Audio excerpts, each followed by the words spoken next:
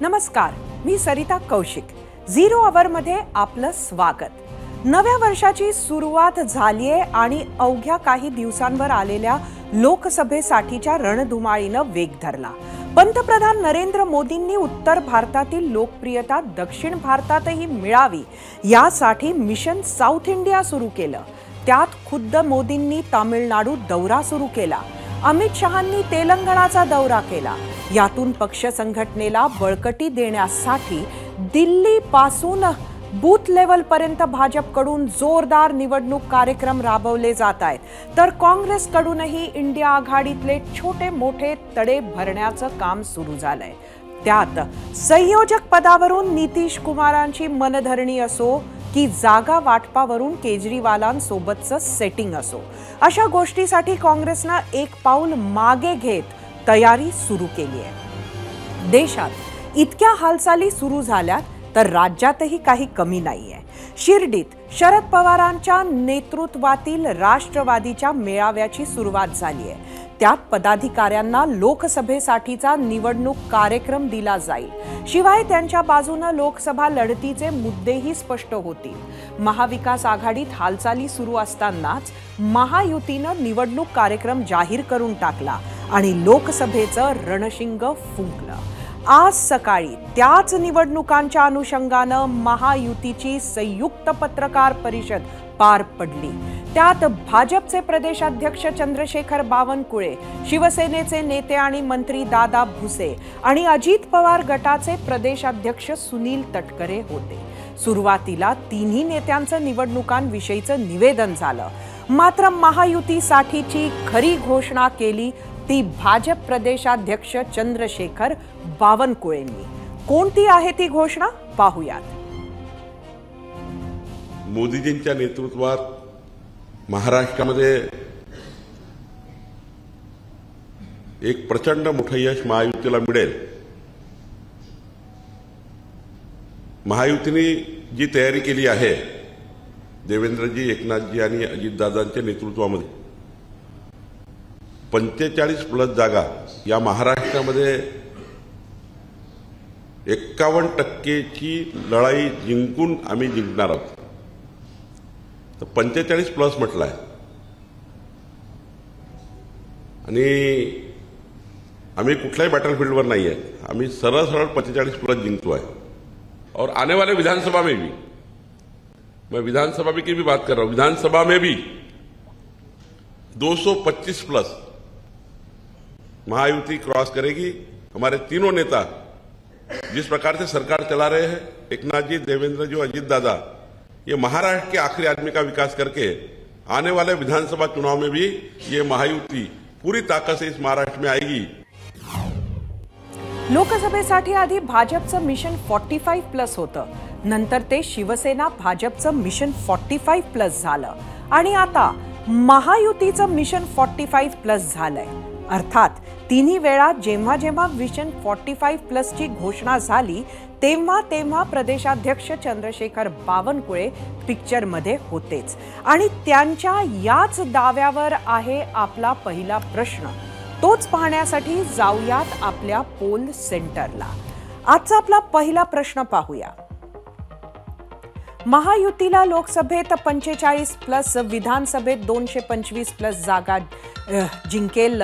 बावनकुळेंचा विश्वास प्रत्यक्षात उतरेल असं वाटतं का?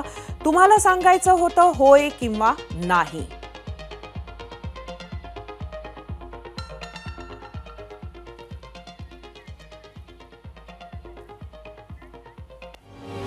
बावनकुळेंचा हाच दावा पूर्ण करण्यासाठी महायुतीनं मोठा निवडणूक कार्यक्रम जाहीर केलाय.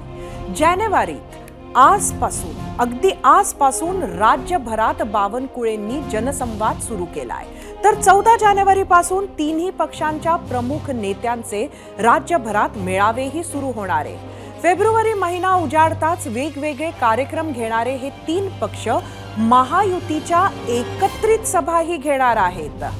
ही माहिती राष्ट्रवादी अजित पवार गटाचे प्रदेशाध्यक्ष सुनील तटकरेंनी आजच्या पत्रकार परिषदेत दिली. आजची लोकसभेच्या निमित्तानं सर्वात इंटरेस्टिंग बातमी आहे अमरावतीहून. सध्याच्या खासदार आहेत नवनीत राणा, तशा स्वतंत्र आपले आमदार पती रवी राणा यांच्या युवा स्वाभिमान बॅनर खाली त्या लढलेल्या. राष्ट्रवादीच्या समर्थनानं जिंकूनही आल्या, पण नंतर मात्र भाजप, नरेंद्र मोदी, अमित शहा आणि देवेंद्र फडणवीस यांचे नेतृत्व स्वीकारले. त्याच अमरावतीत बच्चू कडूंनी प्रहार संघटनाही आहे आणि काँग्रेसच्या यशोमती ठाकूरही आहेत.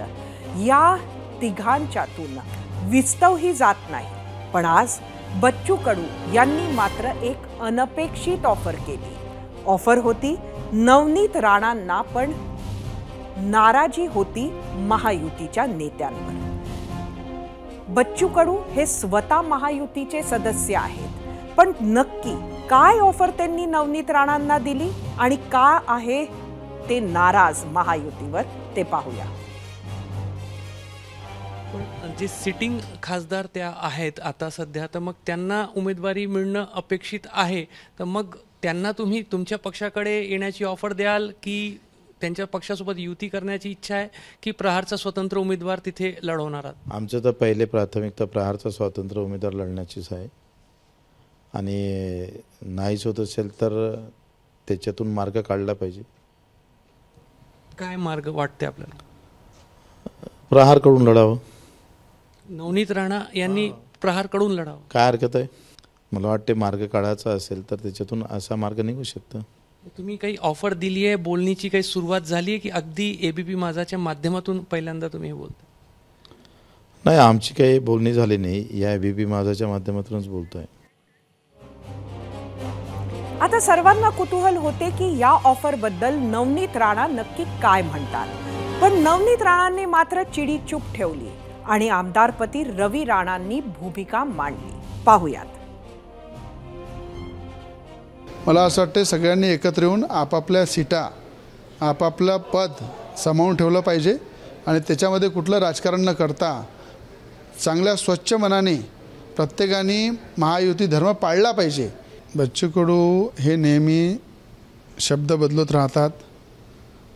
कुठे ना कुठे त्यांना त्यांच्या शब्दावर त्यांनी अंकुश ठेवला पाहिजे. बच्चू कडूंनी आपली बाजू स्पष्ट केली पाहिजे की ते महायुतीसोबत आहे किंवा नाही आहे, एकनाथजी शिंदेसोबत आहे किंवा नाही आहे, देवेंद्र फडणवीस साहेबांसोबत आहे की नाही आहे, अजितदादांसोबत आहे की नाही आहे. तर मला असं वाटते अशा प्रकारचं तळ्यामळ्यातली भूमिका घेऊन चालल्यापेक्षा जर एवढा दम आहे तर खऱ्या अर्थानं आपली भूमिका स्पष्ट केली पाहिजे. बच्चू कडू सारख्या अपक्ष उमेदवारांना बरोबर नेण्याचे आवाहन भाजप सारख्या पक्षांवर आहे. त्यात मंत्रिमंडळ विस्तार न झाल्यानं, महामंडळे समित्यांवर नेमणुका न झाल्याने ही राजी नाराजी आहेच. हा सगळा डोलारा सांभाळायचा आहे. तो कसा ते समजून घेऊया भाजप प्रदेश अध्यक्ष चंद्रशेखर बावनकुळे यांच्याकडून. आणि खरं तर ते आपल्या गेस्ट सेंटरला उपस्थित आहेत, आपण त्यांनाच विचारूया. बावनकुळेजी, आपलं स्वागत आहे एबीपी माझाच्या 0 आवरमध्ये. एकंदरीत आज आपण 3 पक्षांनी मिळून ही प्रेस कॉन्फरन्स घेतली, मात्र त्यातूनच राजी नाराजी झालेली दिसते. कसं मॅनेज करणार?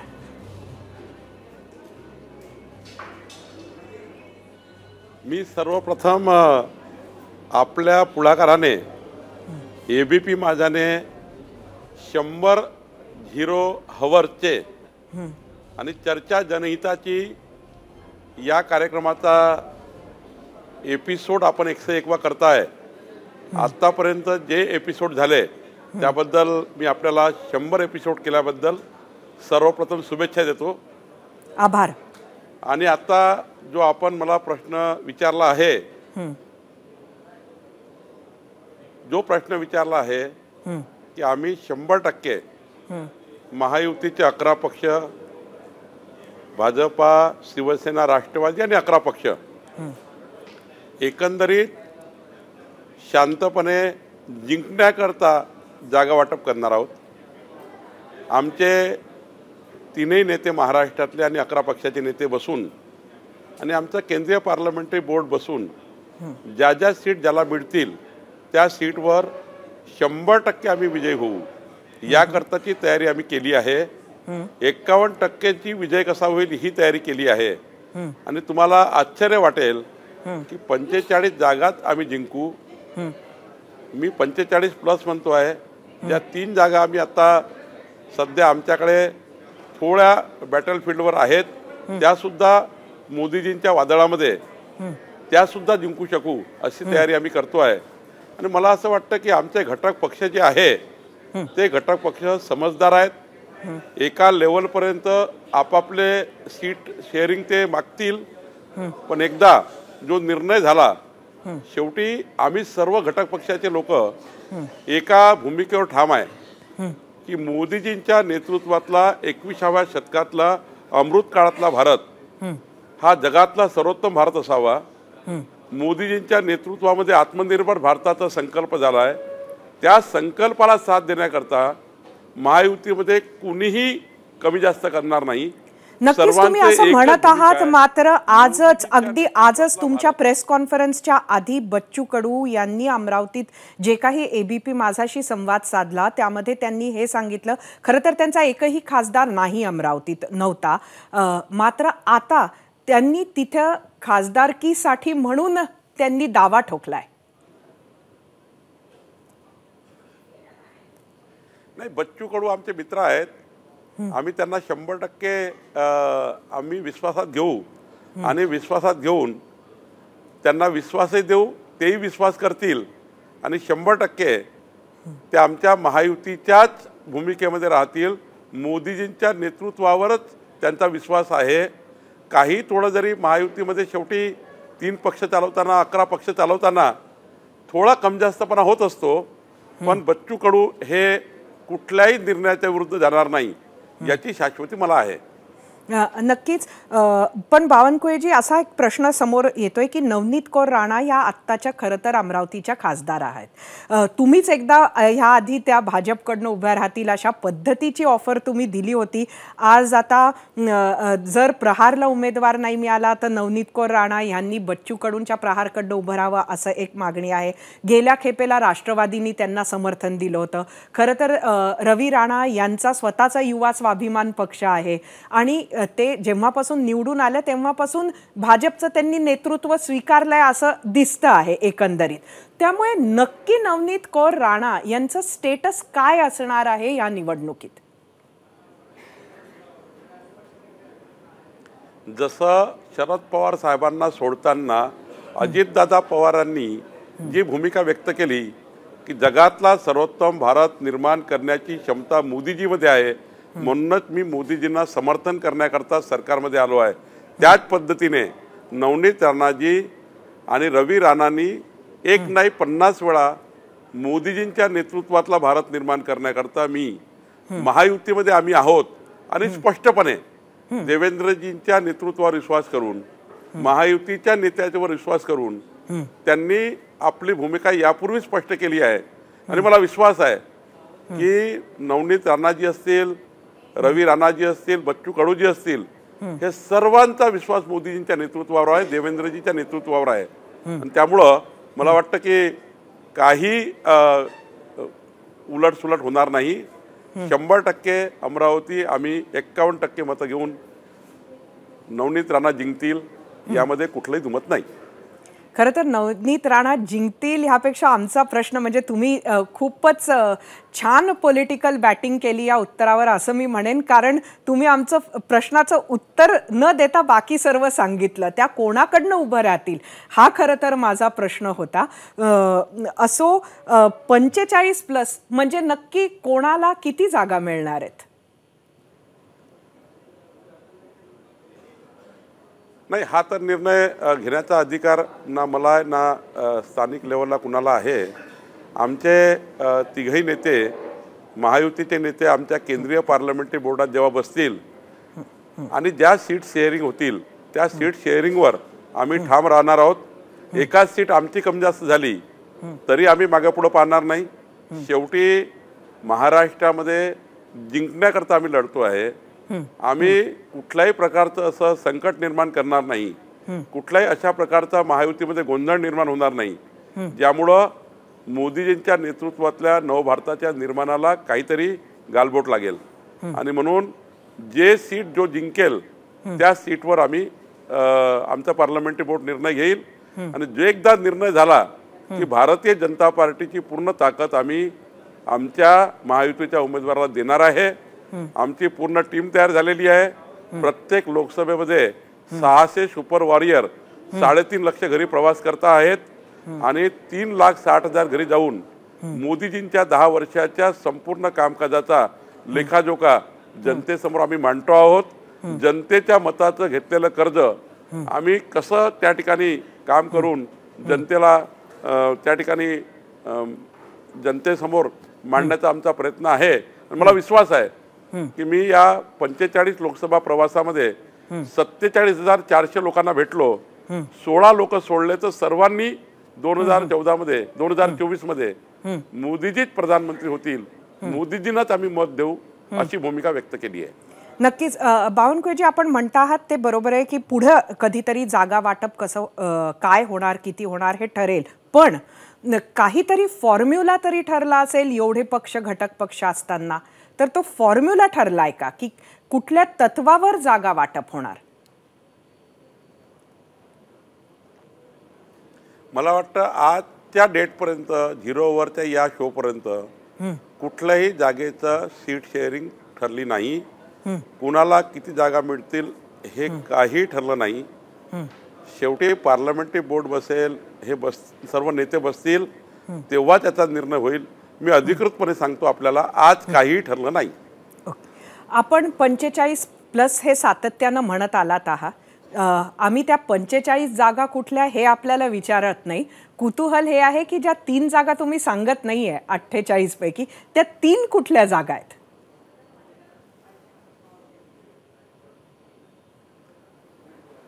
त्या सुद्धा मोदीजींच्या वादळामध्ये आपल्याला 48 झालेल्या दिसतील. आज खरं तर त्या 3 जागावर आम्ही अजून मोठी तयारी करतो आहे आणि मी तुम्हाला आज त्या जागा सांगण्यापेक्षा निश्चितपणे तुम्हाला त्याचं नक्की तुमच्या 0 ओव्हरमध्ये याबाबतचा उल्लेख होईलच.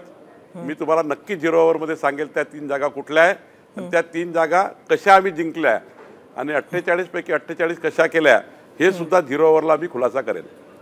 नक्कीच. खरं तर आज तुम्ही एक मेगा प्लॅन जनतेसमोर मांडला की तुम्ही तिन्ही पक्ष जे आहेत त्या कुठल्या पद्धतीनं पुढच्या काळात लोकसभेच्या प्रचाराला लागणार आहात. तर हा जो काही इतर आणि महत्त्वाचा निर्णय, मग जागा वाटप असो, फॉर्म्युला असो, हा निर्णय कधीपर्यंत अपेक्षित आहे? मला वाटतं साधारणतः जानेवारीच्या शेवटीपर्यंत मला वाटतं केंद्रीय पार्लमेंटरी बोर्ड हा पूर्ण प्रॅक्टिस पूर्ण करेल. कुणाला कुठली जागा जाईल, काय जाईल, मला वाटतं जानेवारी महिन्याच्या शेवटच्या दिवशीपर्यंत याबद्दलचे निर्णय होतील असं मला वाटतं आहे. बावनकुळेजी, आज उद्धव ठाकरे हे अंगणवाडी सेविकांच्या भेटीला गेले होते आझाद मैदानावर. तिथं त्यांनी असं म्हटलं की खोके सरकारकडे आमदार विकत घ्यायला पैसे आहेत पण अंगणवाडी सेविकांसाठी पैसे नाहीत.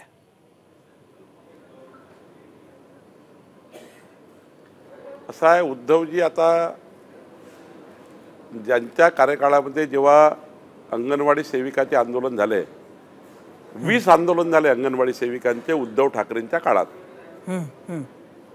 कोरोनाच्या काळातही अंगणवाडी सेविकांनी एवढी कामं केली, त्या काळातही अंगणवाडी सेविकांनी मागण्या केल्या. या सरकारने किमान काहीतरी मानधन त्यांचं वाढवलं आणि आतापर्यंत अंगणवाडी सेविकेला जो न्याय मिळाला तो जर बघितला तो कधी देवेंद्र फडणवीस सरकारच्या काळात मिळाला, मोदींच्या काळात मिळाला. कधीही महाविकास आघाडीने अंगणवाडी सेविकाच्या कुठल्याही मागणीला पूर्ण केलं नाही. पण आता उद्धव ठाकरे जात आहे आणि त्या ठिकाणी आता ते तुम्ही बघा, कोणी आता खोके सरकार वगैरे काही नाही. लोकांना आता समजलं आहे की अत्यंत वाईट सरकारकडनं चांगल्या सरकारकडे महाराष्ट्र आला आहे. अत्यंत चांगल्या लोकांच्या हातात महाराष्ट्र आला आहे. फेसबुक लाईव्हवरून सरकार आता जनतेमध्ये जात आहे आणि त्यामुळं लोकांना हे माहिती आहे की संपूर्ण 2.5 वर्षात 2 वेळा मंत्रालयात आणि विधान भवनात गेलेला मुख्यमंत्री बरा की एकनाथ शिंदेसारखा रात्रंदिवस 18 तास काम करणारा मुख्यमंत्री बरा. देवेंद्रजी सारखा अष्टपैलू कर्तृत्वाचा नेता या महाराष्ट्राला सरकारमध्ये आहे. अजित पवारासारखा धडाकेबाज निर्णय करणारा नेता सरकारमध्ये आहे. त्यामुळं मला असं वाटतं आता हे किती बरडले तरी काही उपयोग नाही. जेव्हा यांच्याकडे सरकार होतं यांनी शून्य कामगिरी केली हे जनतेला माहीत आहे. राहिला अंगणवाडी सेविकेचा प्रश्न, 100% आमचं सरकार अंगणवाडी सेविकेचा प्रश्न सोडवेल असा मला विश्वास आहे. खरं तर आम्ही मोदी वेव्ह जी होती ती सर्वांनी पाहिलेली आहे आणि त्यामध्ये भाजपाला मिळालेलं प्रचंड यश सुद्धा वेगवेगळ्या राज्यातलं सगळ्यांनी पाहिलंय. असं जरी असलं तरी 45+ हे मात्र टार्गेट खूप मोठं आहे. हा विश्वास तुम्ही कशाच्या भरोशावर व्यक्त करत आहात? महाराष्ट्रातल्या गरीबातल्या गरीब मध्यमवर्गीय जनतेला 6.5 कोटी जनतेला, महाराष्ट्रातल्या 12 कोटीपैकी 6.5 कोटी जनतेला गरीब कल्याणाच्या आणि व्यक्तिगत लाभाच्या योजना मोदीजींच्या नेतृत्वातल्या सरकारने दिल्या आहे. 6.5 कोटी लोकांना. माझ्याकडे यादी आहे. 6.5 कोटी लाभार्थी झाले आहेत मोदीजींच्या सरकारच्या योजनांचे. राज्य सरकारच्या योजनांचे वेगळे लाभार्थी झाले आहेत. आणि जेव्हा व्यक्तिगत लाभ मिळतो, आज बघा 2029 पर्यंत मोदीजींनी पुन्हा फ्री रेशन दिला आहे. आणि त्यामुळं जेव्हा जनतेला सरकारचा फायदा होतो, आज बघा भाजी विकणारा, पाणीपुरी विकणारा, रस्त्यावर त्या ठिकाणी पाणठेल्यावर केळी विकणारा व्यक्ती मोदीजीला मत द्यायला तयार आहे. त्यामुळं हे असं वादळ आहे मोदीजींचं, ज्यांनी मागच्या 10 वर्षामध्ये गरीब कल्याण, मध्यमवर्गीय कल्याण आणि देश कल्याणाकरता संपूर्ण जीवन समर्पित केलं आहे. आणि त्यामुळं मला वाटतं प्रत्येक मतदार, तुम्ही सुद्धा जेव्हा मशीनवर जाल तुम्ही कमळाचीच बटन दाबाल, मला विश्वास आहे. धन्यवाद चंद्रशेखर बावनकुळेजी. आपण 0 आवरमध्ये आलात आणि आमच्या प्रश्नांची उत्तरं दिलीत आणि तुमच्या सर्व महत्वाकांक्षांना आमच्याकडनं शुभेच्छा. महायुतीच्या याच झंझावाती प्रचाराला उत्तर देण्यासाठी महाविकास आघाडीकडूनही प्लॅनिंग सुरू झालंय. आजपासून शरद पवार गटाच्या राष्ट्रवादी काँग्रेसचं शिर्डीमध्ये 2 दिवसीय निवासी शिबिर सुरू झालंय. ज्योतनिष्ठेची, लोकशाहीच्या संरक्षणाची अशी टॅगलाईन घेत मेळाव्याची सुरुवात झाली. यासाठी राज्यभरातील 1,500 पेक्षा जास्त पदाधिकारी जमलेत. पण चर्चा सभेपेक्षा रोहित पवारांच्या अनुपस्थितीची जास्त झाली. जयंत पाटील आणि रोहित पवार यांच्यातील कलहामुळे रोहित पवार आले नसावेत अशी कुजबूज सुरू झाली. आणि या कुजबुजीवर स्वतः जयंत पाटील काय म्हणालेत ते पाहूया.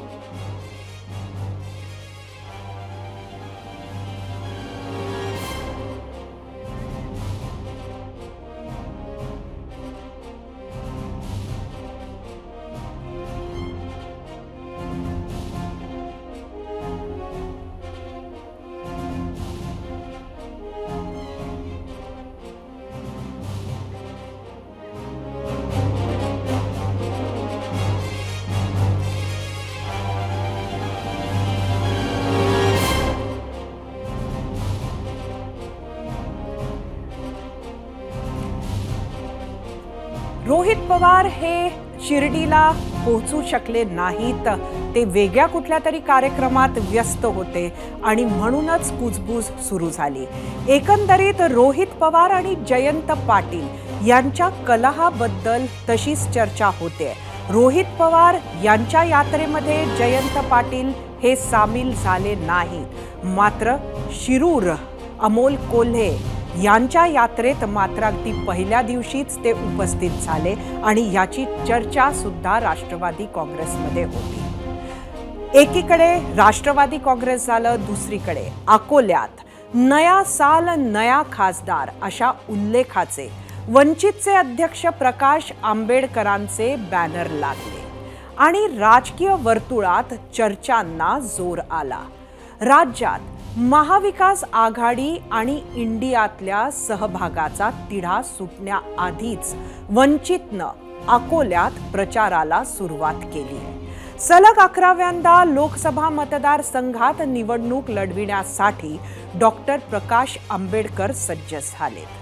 6 महिन्यांपूर्वीच त्यांनी अकोल्यातून लढणार असल्याचं स्पष्ट केलं होतं।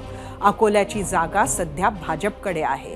विद्यमान खासदार संजय धोत्रे 2-2.5 वर्षांपासून एका दुर्धर आजारानं ग्रस्त आहेत। भाजपच्या दुसऱ्या गटात असणारे डॉक्टर रणजित पाटील हे गेल्या खेपेला विधान परिषद निवडणूक हारले आणि भाजप अजून तरी एक तगडा खासदारकीचा चेहरा आगामी निवडणुकीसाठी अकोल्यात उभा करू शकलेली नाही। हे नक्कीच प्रकाश आंबेडकर आणि महाआघाडीच्या पथ्यावर पडणारे आहे।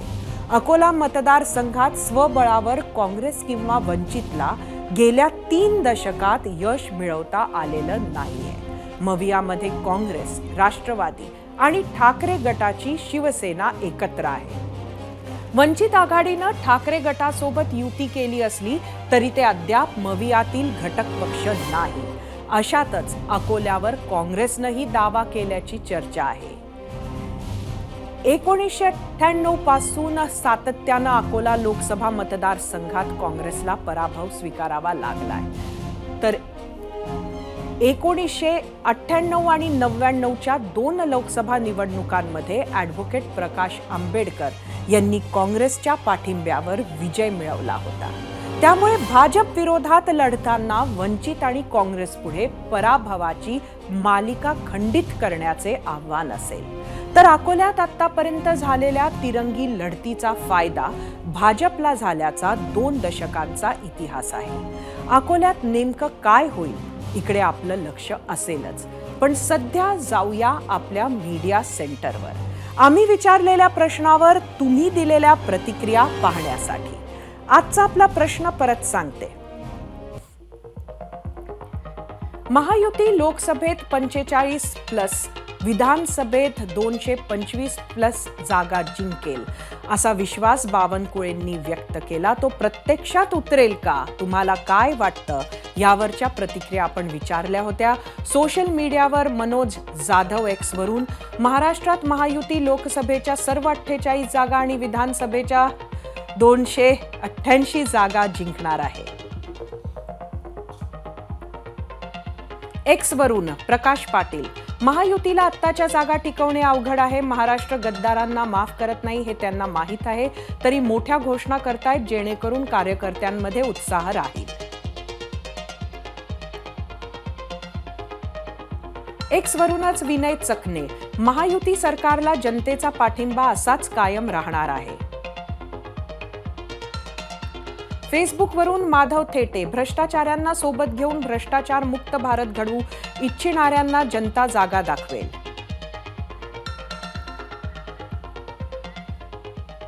याच विषयावरून आम्ही विचारलेल्या प्रश्नावर तुम्ही काय कौल दिला आहे तो कौल पाहण्यासाठी जाऊया आपल्या पोल सेंटरवर। परत एकदा आजचा प्रश्न सांगते।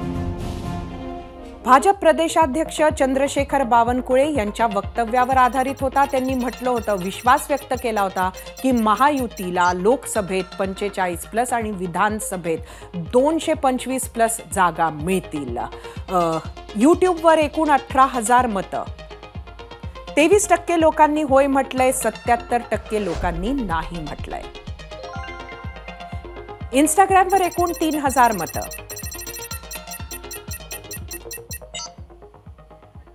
इथे मात्र 56% लोकांनी होय म्हटलंय, तर 44% नाही म्हटलंय। फेसबुकवर एकूण 1,500 मतं,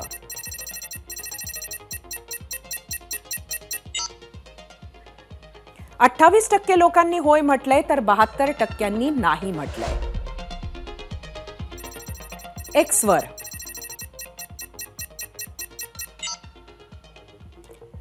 45% होय म्हटलंय, तर 55% नाही म्हटलंय।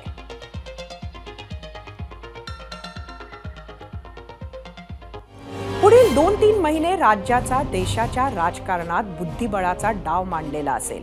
आघाडी असो की महायुती, दोन्ही बाजूचे पक्ष आणि नेते आपल्या वाट्याला जास्तीत जास्त जागा कशा येतील यासाठी प्रयत्न करतील। ते जमलं नाहीच तर जागा सोडण्याच्या बदल्यात काही ना काही आश्वासन पदरात पाडून घेण्याचा प्रयत्न असतोच। बऱ्याचदा असे काही गट असतात, घटक असतात, नेते असतात जे स्वतः जिंकून येऊ शकत नाहीत, पण जिंकून येऊ शकतो त्याचं गणित बिघडेल एवढी ताकद त्यांच्याकडे असते. अशा असंतुष्टांना शांत ठेवणे किंवा सोबत ठेवण्याची जबाबदारीही पार पाडावी लागते. गेल्या लोकसभा आणि विधानसभा निवडणुकीत ती भूमिका वंचितनं पार पाडली. वंचितमुळे आघाडीचा थेट तोटा झाला आणि मतविभाजनाचा फायदा भाजप सेना युतीला झाला. त्यावेळच्या औरंगाबादमध्ये ती भूमिका अपक्ष हर्षवर्धन जाधव यांनी पार पाडली. त्यांच्यामुळे गड मानल्या जाणाऱ्या सीटवर 20 वर्षांनंतर शिवसेनेला पराभव पाहावा लागला आणि तिथे MIMला खासदारकीची लॉटरी लागली. यावेळी अशा जागांचं प्रमाण वाढलं तर आश्चर्य वाटायला नको, कारण जागा 48च आहेत, पण पक्षांची इच्छुकांची संख्या मात्र वाढली आहे. त्याचीच एक झलक बच्चू कडू आणि राणा दाम्पत्यांच्या वाकयुद्धातून आपल्याला पाहायला मिळाली. ABP माझा, उघडा डोळे बघा नीट.